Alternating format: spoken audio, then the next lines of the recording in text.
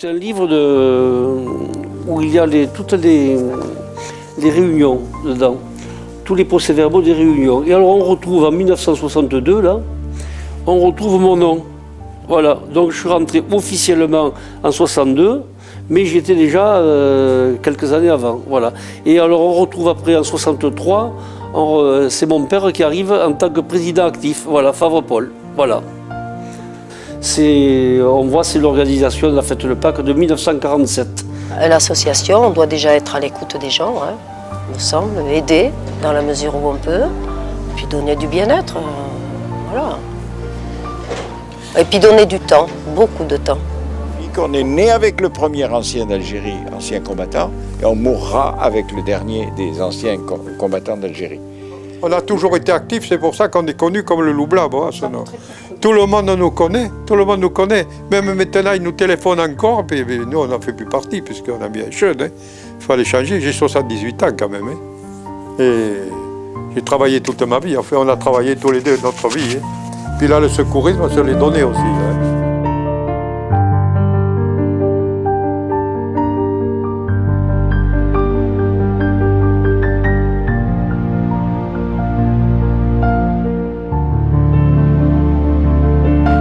Nous sommes une association à ce nom qui compte 230 adhérents et que nous nous sommes créés à côté des traditionnels anciens combattants qui avaient fait la Grande Guerre et qui avaient fait la Deuxième Guerre mondiale.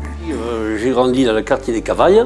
Depuis l'âge de 14 ans, j'ai participé à l'organisation de cette manifestation qui s'appelait la fête de Pâques. En grandissant, après 14 ans, on a vu que ce comité des fêtes battait un peu de l'aile.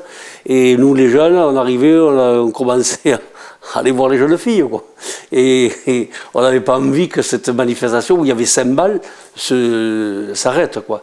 Donc c'est pour ça que nous, on avait monté une petite équipe pour venir donner la main donc, à toutes ces personnes âgées qui étaient de moins en moins nombreuses. Quand on est arrivé ici, c'était M. Cassagne qui était maire. Il y a eu un dépôt de gerbes, ici, là, sur le terre-plein qu'il y avait. Il était tout petit comme maire. Et puis il m'a pris, il m'a convoqué dans son bureau, puis il était sec, hein, c'était un maire qui riait pas. Alors il m'a dit, et vous, je veux vous voir d'abord monter quelque chose à ce nom pour que l'on puisse faire des fêtes et tout ça. Et il m'avait fichu dans le machin, c'était le tour de ce nom en vélo. La polymultipliée, ça s'appelait. Puis de fil en aiguille, bon, il y en a d'autres qui sont venus, qui sont habités ici toujours. Hein. On a monté une amicale, et puis on se réunissait. On faisait du bien aux gens, c'est-à-dire qu'il y avait des pauvres gens, des Espagnols qui étaient arrivés, qui n'avaient pas d'argent ni rien du tout. On essayait de les diriger vers le maire pour qu'il s'en occupe. Et puis après, chacun portait sa gamelle, comme on disait, puis on se retrouvait ensemble. Puis bon, je me suis occupé du rugby. Il y avait des gens, beaucoup de gars qui faisaient du sport. Donc, il y avait un monsieur qui s'appelait M. Avezou, qui habitait rue de la Paix, qui avait repris la présidence. Et c'est avec lui qu'on a réussi à maintenir un an de plus cette manifestation, cette fête locale plutôt. Et l'année d'après, pour le renouvellement du bureau, parce qu'il se retrouvait pratiquement seul, il avait convoqué mon père.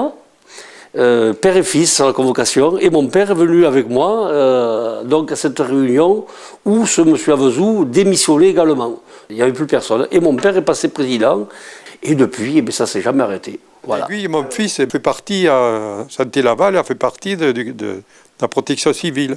On a monté une association de secouristes avec Charlot, moi, ma femme, et puis une autre dame, Madame Rode. Et petit à petit, le maire a voulu qu'on ait une ambulance. C'est grâce à Charlot et monsieur le maire qui nous avait dit... en 87. C'était David qui nous avait dit ça. Hein. Oui.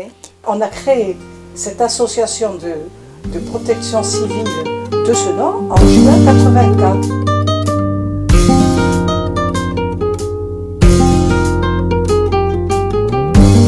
S'il n'y a pas des gens comme nous pour organiser une telle manifestation, comment voulez-vous que tous ces jeunes qui ont envie de chanter montent sur une scène, qui est une belle scène, qui est une chose bien organisée, où c'est convivial, où ils ont envie de venir et de revenir. C'est plutôt l'envie de faire plaisir aux autres, pour essayer de je sais pas moi, de faire bouger le monde, quoi. Voilà. C'est en 1964, ici même, dans cette rue.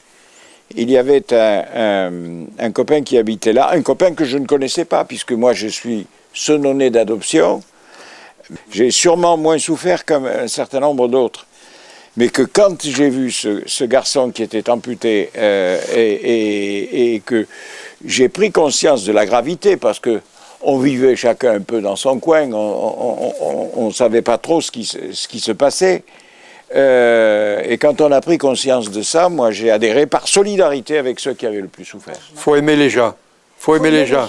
Parce que quand il y a des accidents, on a eu des accidents sur la route de Paris, il était 11h le soir, le préfet me téléphonait, monsieur Lebeau, vous allez à tel endroit, il y avait un accident, il faut que vous y alliez. Eh bien on prenait l'ambulance et puis on s'en allait là-bas. Et il y avait pas. Et puis on passait la nuit là-bas et tout ça. Hein.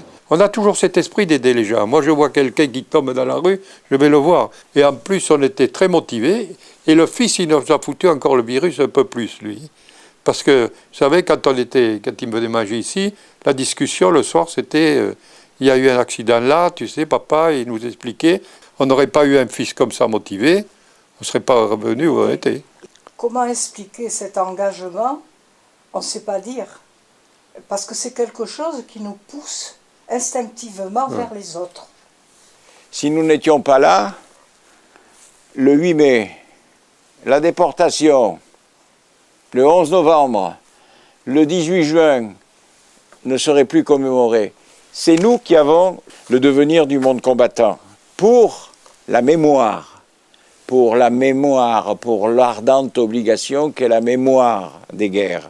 Nous sommes les seuls qui existons encore au niveau du monde combattant. Mais après nous, qu'est-ce qui va se passer? Comment les communes vont perpétuer le souvenir de l'histoire? Et j'avoue que nous ne sommes pas des grands pédagogues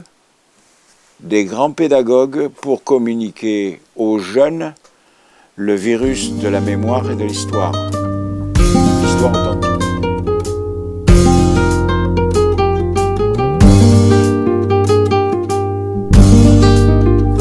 Vous avez des associations de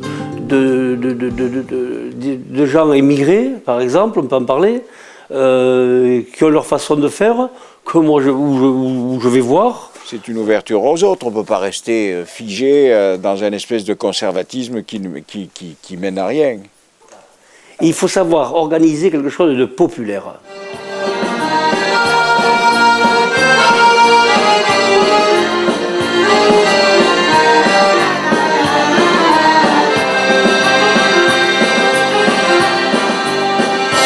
J'ai commencé le bénévolat au centre social à Colline en 67. On a toujours eu chez nous des idées de s'investir quand même dans quelque chose, sans vraiment être à l'association. Je trouve qu'il n'y a pas beaucoup de jeunes qui s'impliquent. Je me rends compte que c'est des personnes qui ont un certain âge qui sont toujours là. C'est une question de société et puis d'actualité, si vous voulez. C'est-à-dire que Parce que les gens, maintenant, vous travaillez, vous perdez votre emploi, vous allez faire du bénévolat, vous cherchez du travail. Alors, c'est un peu chacun pour soi. Hein. Alors, il y a aussi l'époque qui a changé. On vit mieux. Nous, quand on a lancé notre association, cette quête de mais les gens, ils étaient comme nous. Peur de perdre notre emploi, ça n'existait pas encore. Donc, on pouvait aller aider les uns, les autres. Nous, on a connu des gens de notre âge qui allaient peindre chez les copains, ou rénover une salle de fête, des choses comme ça. Ça se fait plus, ça. Parce qu'autrefois, je me souviens, au début que j'étais mariée, ça s'appelait l'APF. C'était pas une association, mais c'était un groupement de personnes.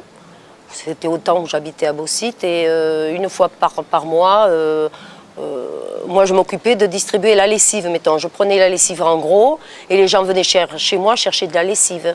On se partageait la machine à laver. Ça se faisait, ça, à Beausite dans les années 62, 63. Et une fois par mois, ma cuisine, elle était remplie de personnes qui venaient chercher 1-2 kilos de lessive, qu'ils avaient commandé. Et voilà. Donc là, déjà, j'étais pas dans l'association, mais déjà, je m'occupais de ce genre de choses. C'est pas tellement la faute des gens, c'est la faute du climat actuel. Regardez, tous les jours, on vous dit, il y a encore des chômeurs, il y a encore ci, il y a comme ça, les caisses sont vides. Comment voulez-vous que les municipalités aident, toutes les associations de ce nom d'ailleurs, avec des restrictions de budget, c'est pas possible. Et les gens, ils se découragent. Hein.